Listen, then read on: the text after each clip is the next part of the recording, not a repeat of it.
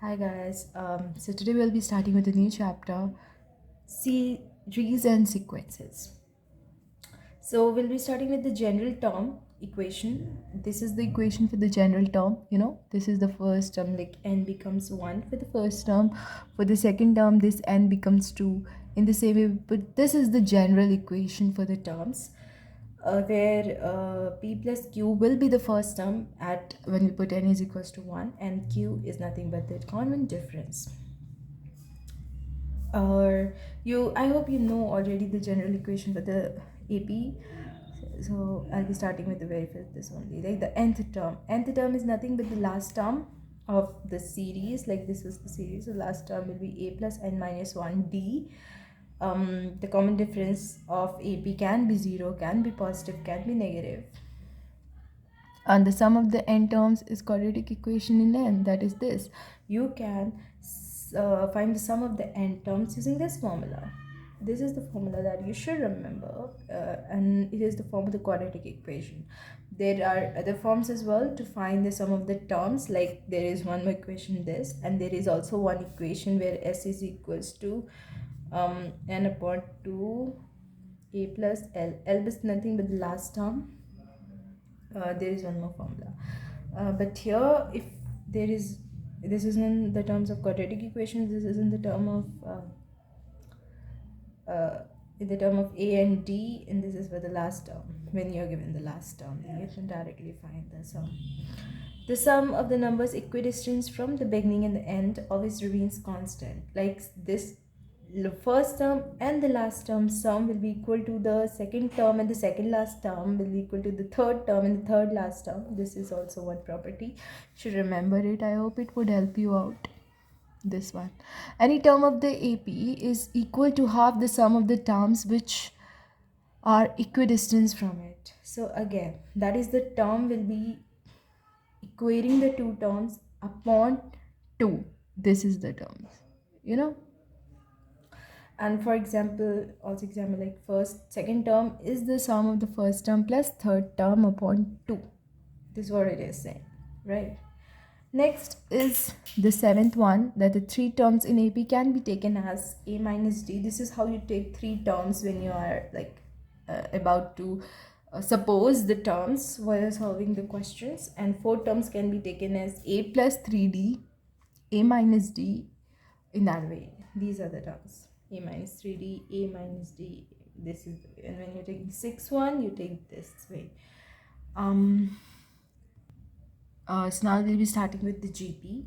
Before this, we were talking about AP, but now we'll be talking about GP. GP, I hope you're getting it.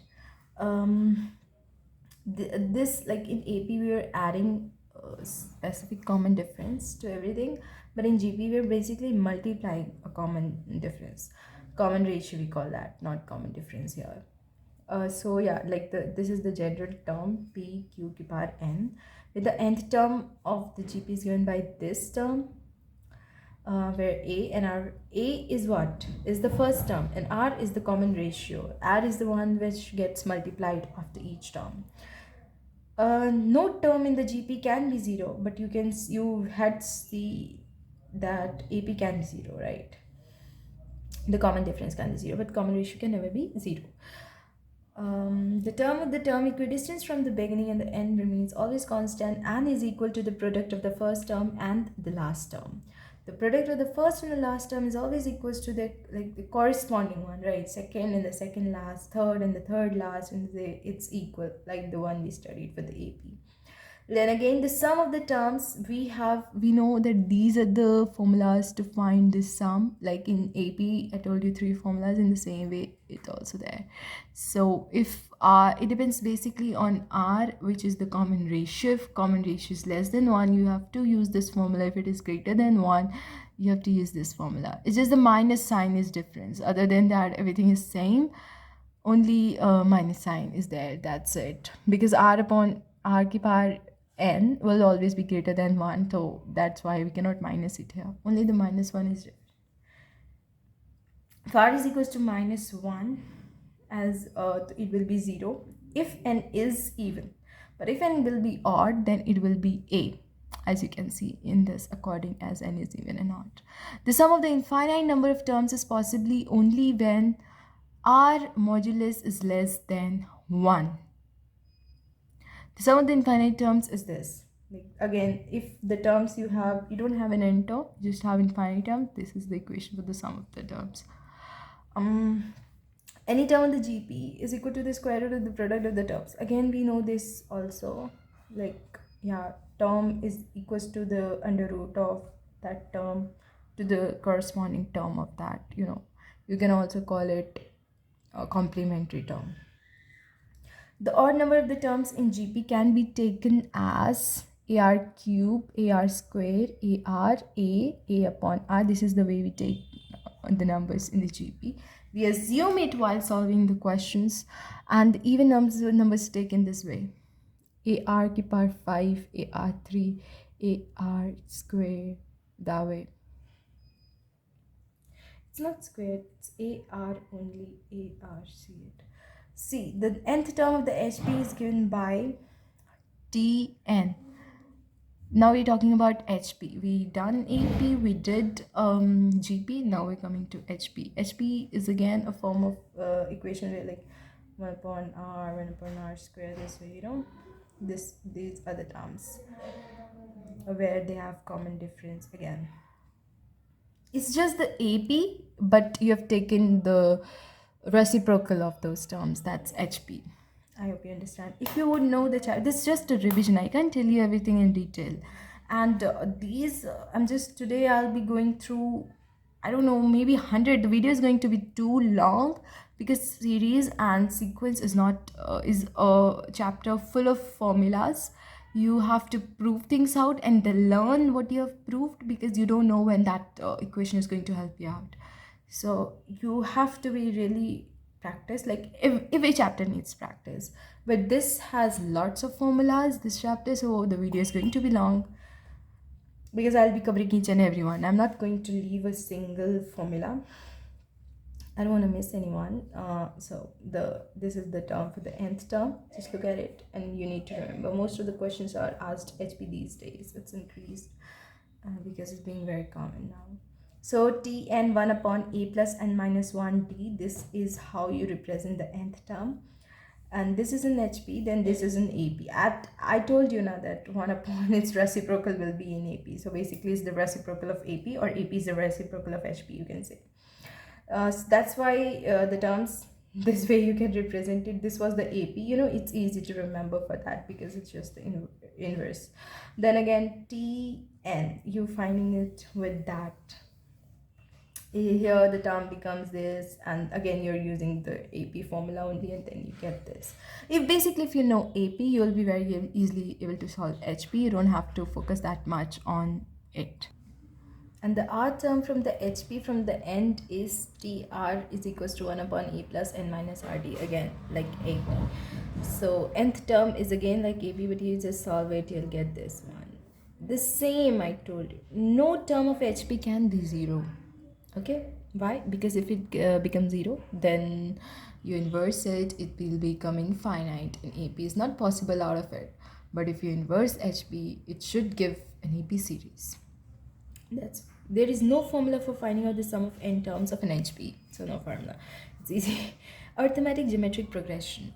It's basically when a series has AP and HP, GP both.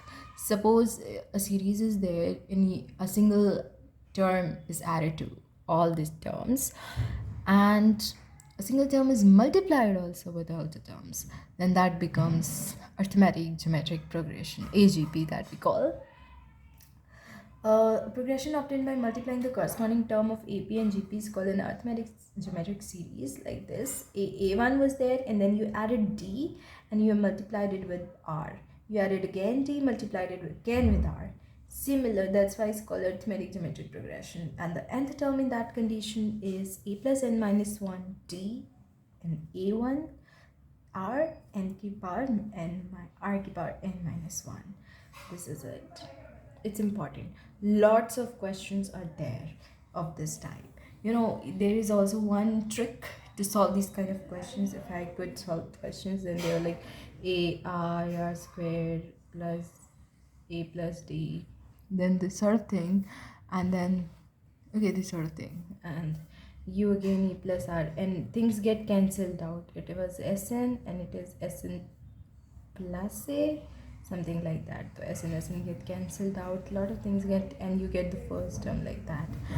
So this is a really nice trick to solve questions for arithmetic and geometric progression, and it makes you, it's very easy. I hope you had seen this trick if you would have solved questions and you'd be knowing these tricks. Right.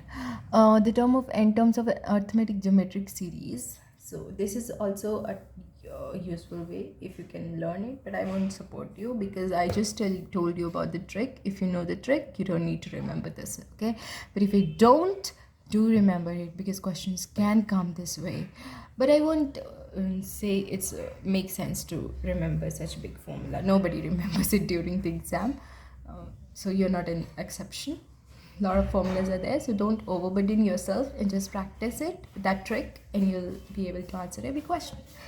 The sum of the infinite terms in an AGP series is this if r vector is less than 1, r modulus is less than 1, then this is the formula. Then we'll be talking about mean of AP, mean of GP, mean of HP.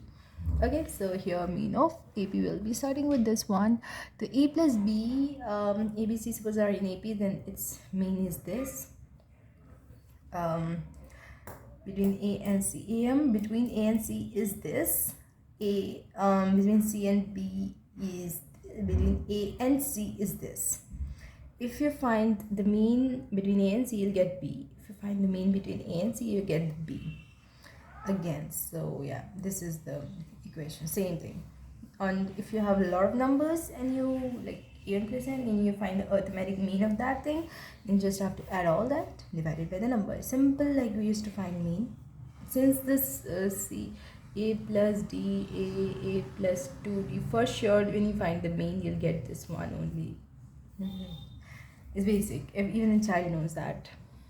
So a1, this is like the AP inserted between the given numbers a and b, AP, then this term being the common difference. Suppose you are inserting an arithmetic means between any two numbers a and b, like these, then the first arithmetic mean becomes this, second arithmetic mean becomes this, third arithmetic mean becomes this, that way. Okay, because you have already added, suppose this was a, this was b, and you're adding a lot of arithmetic means in that. Suppose the mean of these two terms comes m1, then mean of a and m1, m2, mean of m1 and b2, m3, and again finding the mean between all them. This is the way that you're making arithmetic mean, right? Then the third, this is what I told you right now, and I hope you would have solved questions. If then these questions are very easy, I won't say this thing is healthy to remember everything, but if you would have solved questions, then you'd be knowing it already. This was the nth term also, I hope you know. And the third one, the sum of n AP is inserted between the two given numbers a and b is equal to n times the single am. Okay, right, this was the terms that you all added, then you just n times the single am. The arithmetic mean was this, but it becomes n times the number of things that you add. So it's a trick, just remember that, it may be useful. And so when you keep n this side, you get this equation. It's simple.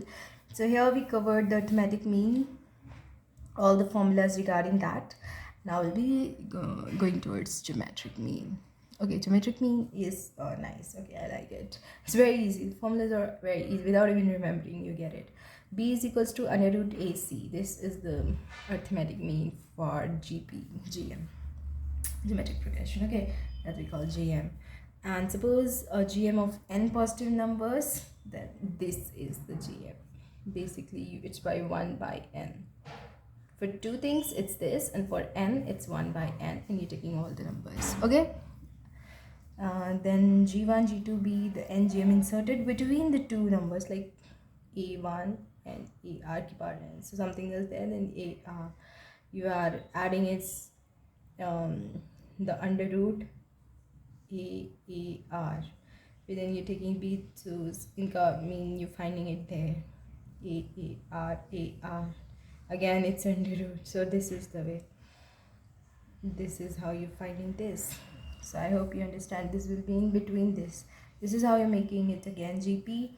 In that way, the terms will be, the common ratio of that will be R, and this will be become this.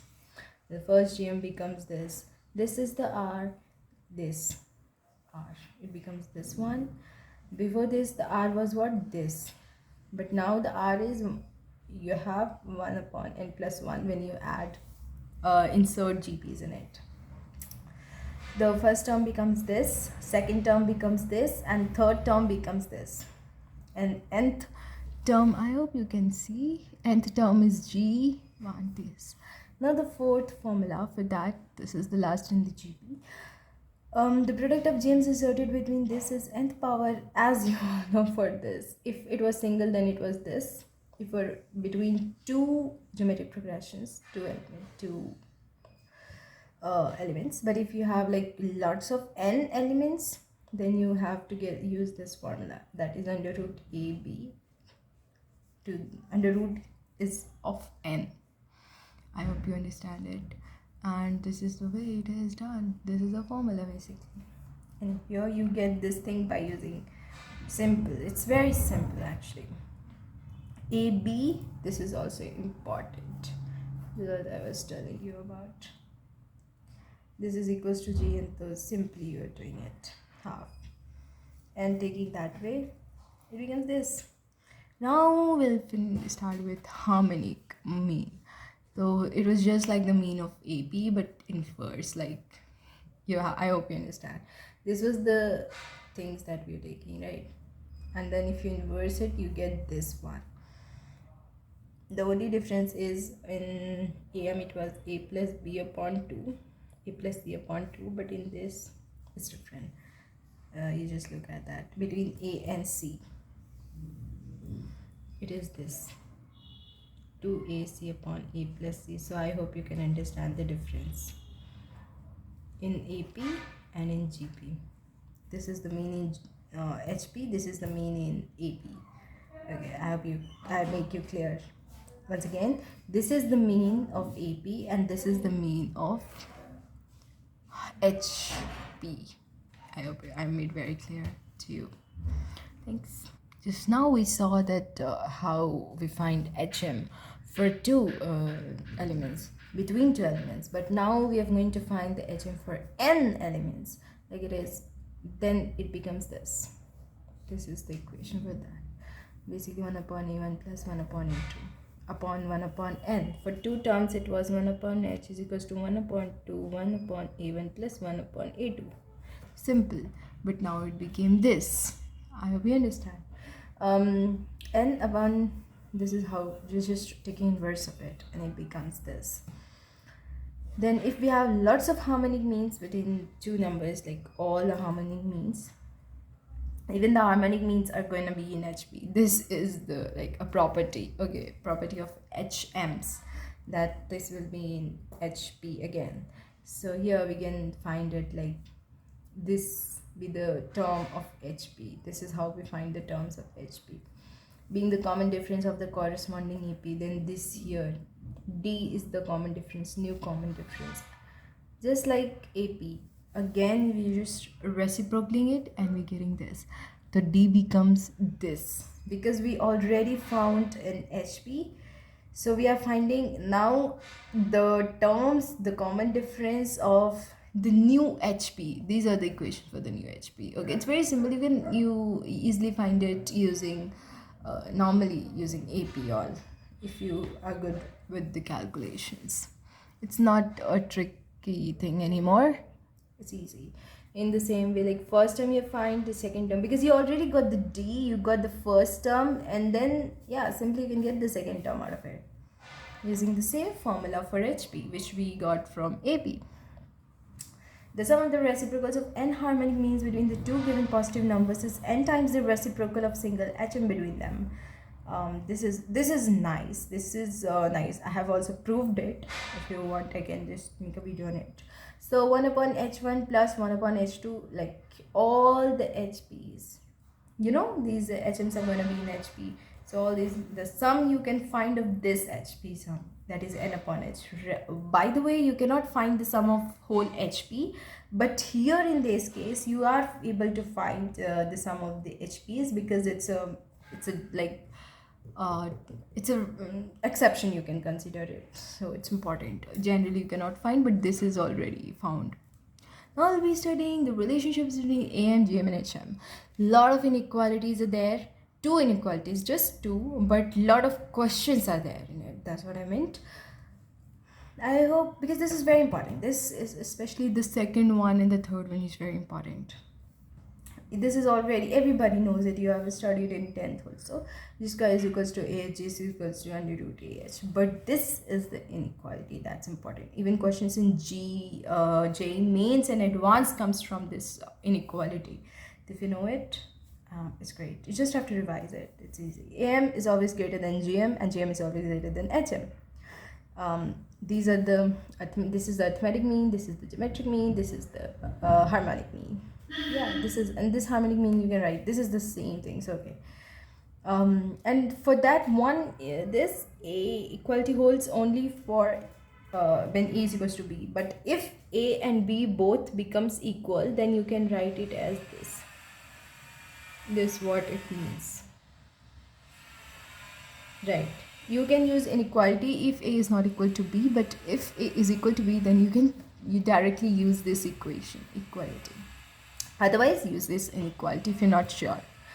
Let A and this be the n positive number, then the generalized AM, GM and HM will be like this. Then this was for 2. Okay, the same we are finding for n now. This is just the same thing, that is AM is greater than GM is greater than HM, the same thing, which is that number of terms have been increased. And the first and the second, like A1 plus A2, AM na, right, AM is always greater than HM, right? So this was the AM and this was the HM, like upon n, this is the HM. A1 plus 1 upon A2 plus 1 upon A3, and AM was A1 plus A2 this upon n. So yeah, you can take this both things that way, it becomes n square and this becomes this. That's how we get this inequality. It's very easy, you know, and it's important. The inequalities, I'm telling you, believe me, lots of questions from these RPYQs I have solved. Now we come to the properties. Similarly, we are going to see the of AP, then GP, then HP, like we did it before. Now the properties of AP includes that if the terms are increased by some constant, like suppose K, so you can add it, you can subtract it, and that will be in AP again. If you're going to multiply the AP by some constant or divide it by the constant, it will be again in AP.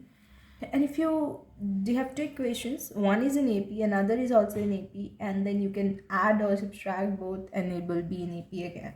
But if you multiply it, then it need not necessarily be an AP. This is an exception. Okay, you need to just study this because this is an exception. Rather than our wall, we have that thing is in AP, but here in only one case it's not in AP. Next is if P term of the AP is Q and the Q term of the PP, then this term, that is P plus Q term, will be 0, always 0, and the nth term is P plus Q minus 1. These type of questions are very important because it's asked directly and you have to solve it. It will take one page, and I think if you remember these properties, it will be very useful for you, and you don't have to solve. You can directly like cut it, cross it, directly mark it correct. In an AP, if P and the pth term is equals to Q into qth term, then P plus qth term is always 0. In an AP, if sum of P terms is Q and sum of Q terms is P, then sum of P plus Q terms is minus P plus Q. Okay, these things should be remembered. This question is quite often asked. If sum of P term is equals to sum of Q terms, then sum of P plus Q terms is 0. Yes, it is 0 because it will constantly, if you put it in this condition, it will become 0. Yeah, that's it. So we finished AP, we'll reach to GP then. Okay. First is the terms JP. Suppose these A1, A2 are in GP and they are multiplied by some non-zero numbers, then that will also be in GP. Even if they are divided, still be it in GP. They are reciprocal, then it will become GP again, and the common ratio will get reciprocal.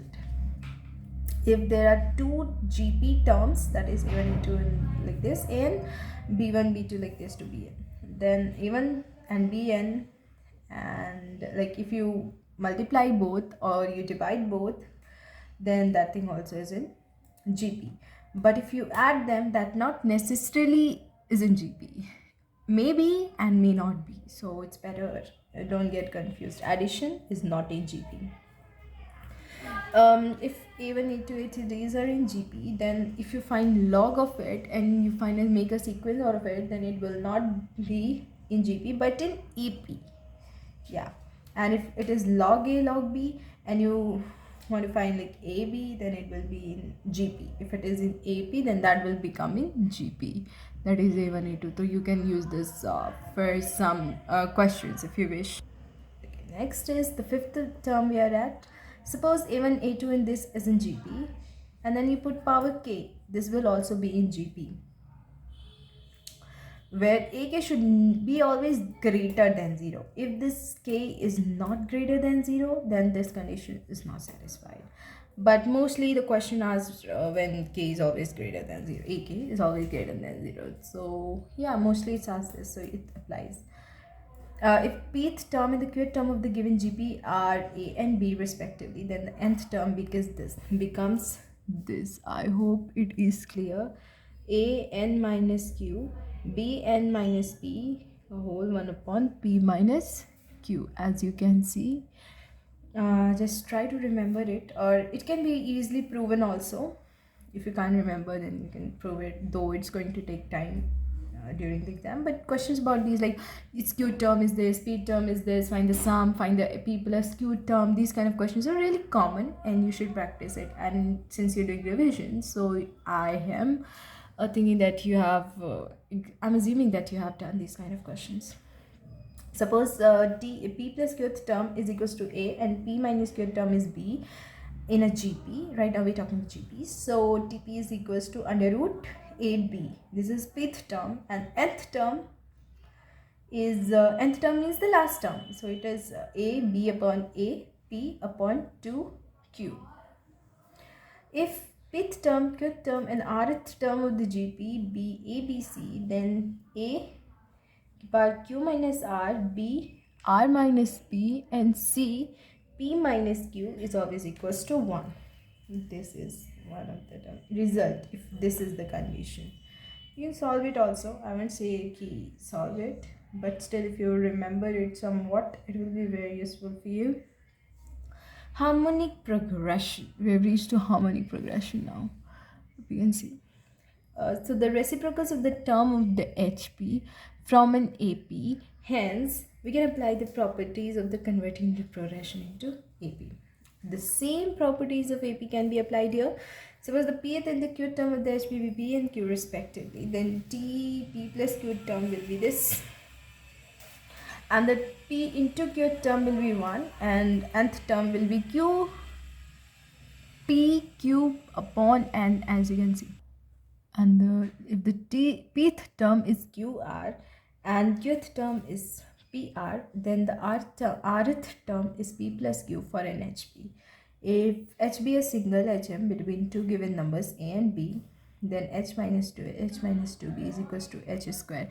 These are some nice properties and which you should always keep in your mind. And since it's the last revision and I'm not missing anything out, so I hope you remember it. 1 upon h minus a plus 1 upon h minus b is equals to 1 upon a plus 1 upon b. H plus a upon h minus a plus h plus b upon h minus b is equals to 2. These two equations, though you can prove it, and I don't think it's healthy to remember all these, but still. I'm not just missing anything, but I would not recommend to remember these all equations because these are very rare to ask in the exam. If three positive unequal quantities A, B, C are in HP, then A ki power n plus C ki power n is always greater than 2 into B ki power n. Okay, that's great. Sounds nice. It's at least easy to remember. Then now talking about the miscellaneous uh, points. See, these are basically very important. If you see from one point, like let A, G, and H be the AM. Okay, these are the AM, GM, and HM. Then A n plus 1 plus B n plus 1 upon A n plus B upon n. So yeah, this becomes A for n is equals to 0. And this is the same G also for n is equals to minus 1 by 2 and F, and you putting minus 1 in this equation, then you get the h of that equation. We have been given two numbers a, b, and you have to find the a arithmetic mean of that number. Then you just have to put n is equals to 0 in this equation, n is equals to minus 1 by 2 to find the gp of that geometric mean of that equation, and n is equals to minus 1 to find the hm of that equation. HM equation to find the HM. Basically, this will give you the HM. It's very simple. And let A1, A2, G1, and G2 and HN be respectively the AMs, 2 GMs, and 2 HMs. Okay, then A1 plus A2 upon H1 plus H2, G1, G2 upon H1 plus H2, 2A plus B, A minus 2B upon 9AB. This is nice equation. I won't recommend to learn it, but still it's just see it because you may have like options and you can directly take it. If you even if you have seen it 2-3 times, you'll be able to mark it in the exam. And this is the last, so please just look at it attentively. A is equals to a plus b upon 2, then g is equals to under root, this is already we have started, then a plus minus under root a square minus g square, that is this can be written as this. A and b are given by the relations.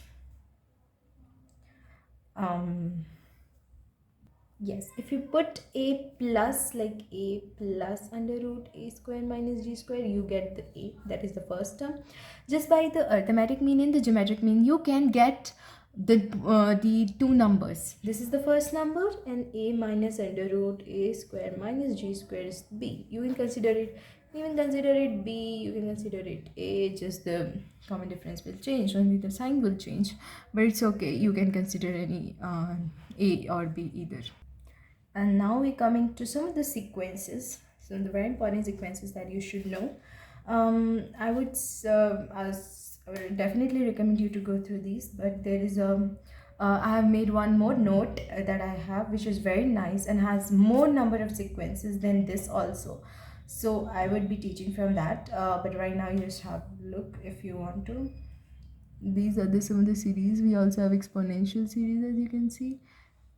Yeah, but here it's limited. We have logarithmic series as well. We have even more series that I'm going to go in detail, so just look at it. One more thing I would like to tell you is some of the very sequences, like 1 square, 2 square, 3 square, 1 plus 2 plus 3 plus 4 plus, like this natural number, n natural number. So it becomes n plus 1 upon 2. As you can see, n plus 1 upon 2. When you have 1 square plus 2 square plus 3 square till n square, then you get it n plus 1 and 2n plus 1 upon 6.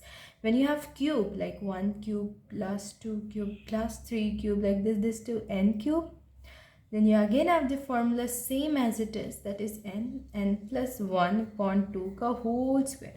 Just the same, and then you squaring it. And when you have like 4th power 1 plus 2 power 4 plus 3 power 4, like this to n power 4, you get n plus 1, 2n plus 1, then you get into 3n squared plus 3n minus 1 upon 30. Now these are quite important and sometimes asked directly. I hope you already know it since it's just a revision, so just look at it. Other than that, you're talking about the rational number, like e is an irrational number, so we already know this. E is can be represented as this form.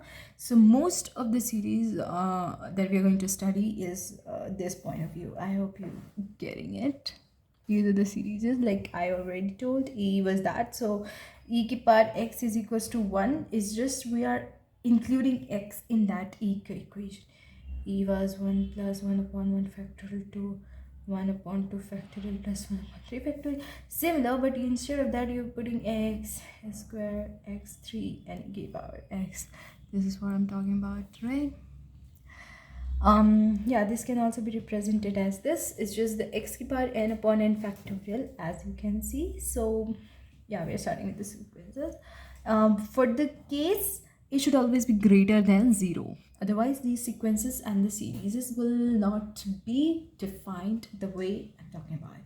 So like e ki power x was that. Similarly, a ki power x is e ki power log can be represented as this, and again it becomes e ki power x alpha xa. Sorry, it's a, since it's a. Okay, in the same, like e ki power xa is equals to, instead of x we are putting xa, and similarly xa square, xa whole cube, like that, and it's coming this.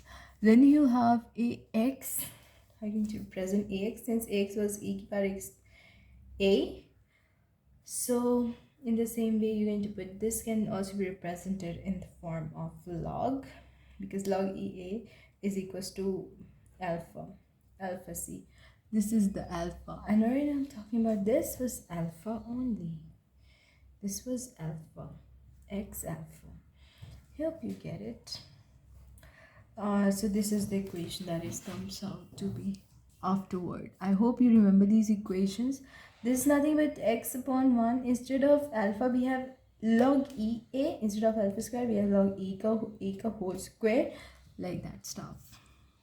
These were the important deductions that I was talking about in the exponential series that I had a table. So e ki power x is equals to 1 plus x upon 1 factorial, x squared upon 2 factorial, the similar that I was talking about. E ki power minus x is equals to 1 x squared upon 2 factorial minus x cube upon 3 factorial. This is the same equation. If it is minus, then just that the every second term becomes minus with it. In the same way, this gets this x squared n upon n factorial sigma. E, as I already told you, e ki power minus 1. I hope you can see this. 1 minus 1 upon no factorial, like this, and it becomes this. I'm going one by one because all of these are really important. So kindly look at it very attentively. Like e ki power x plus e ki power minus x upon 2, just that we have added in and divided by 2, and it becomes this. Yeah, the one that I was talking about. E ki power x minus e ki power minus x upon 2 is equals to x upon 1 factorial plus x cube upon 3 factorial. It's just that here we had even number factorial, and here we have odd numbers. All the odd terms this way and even terms this way.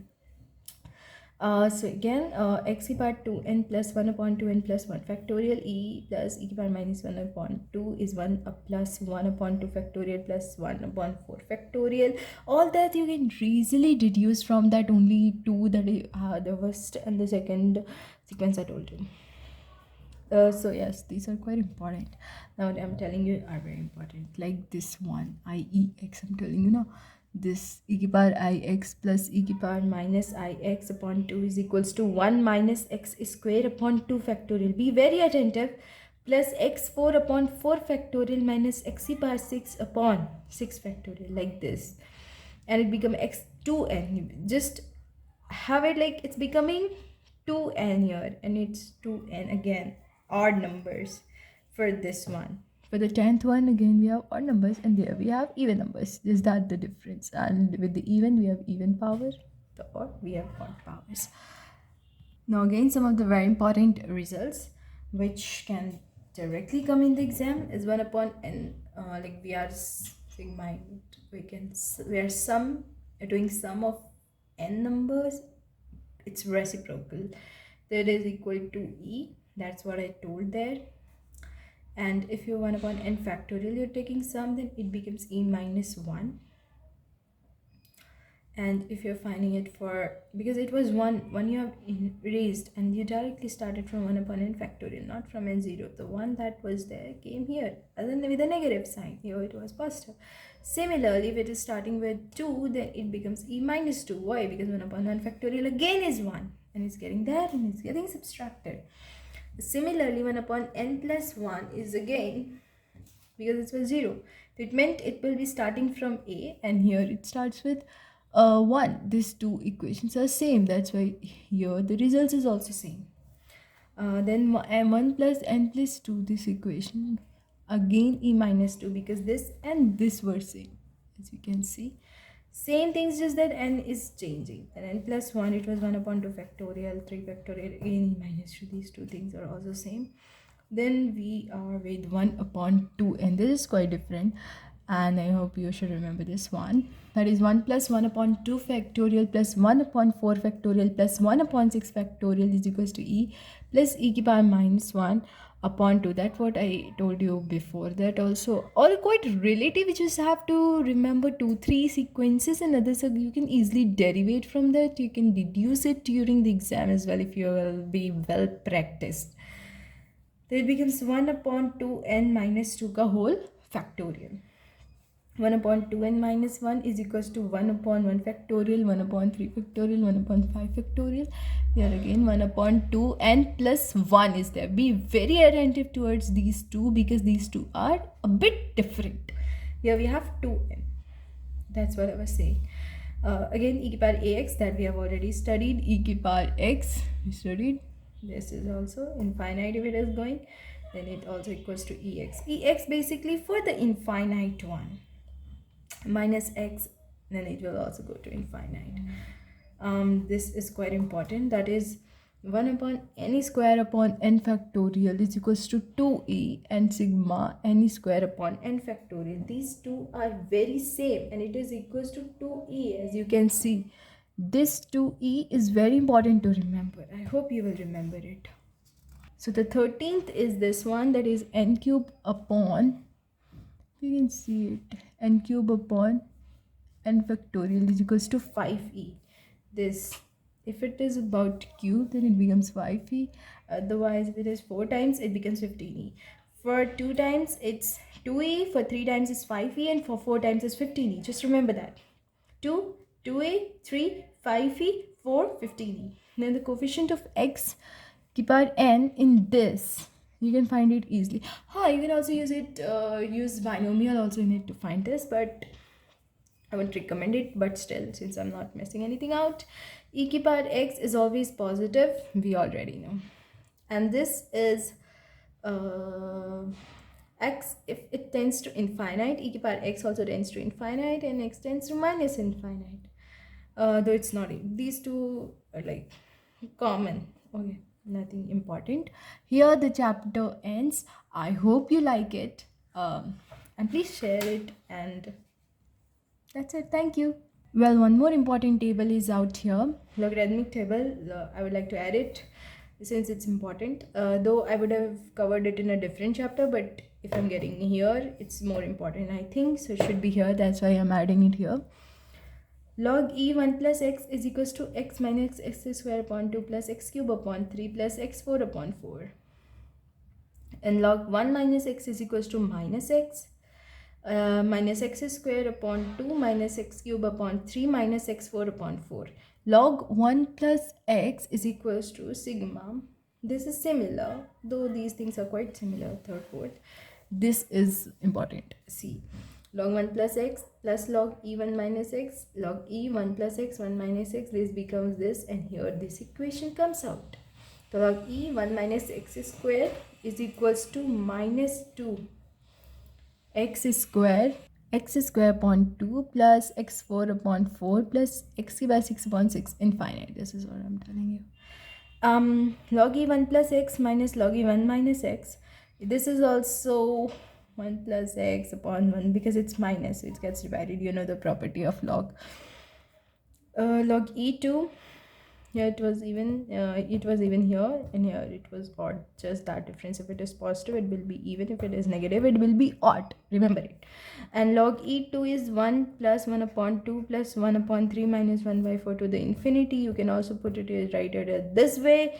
Doesn't make sense, but still. One, yeah, sometimes question are asked these, just find out this the sequence and series also, and then you become quite what to do. But here you can directly write it as log e2, log to the base e2.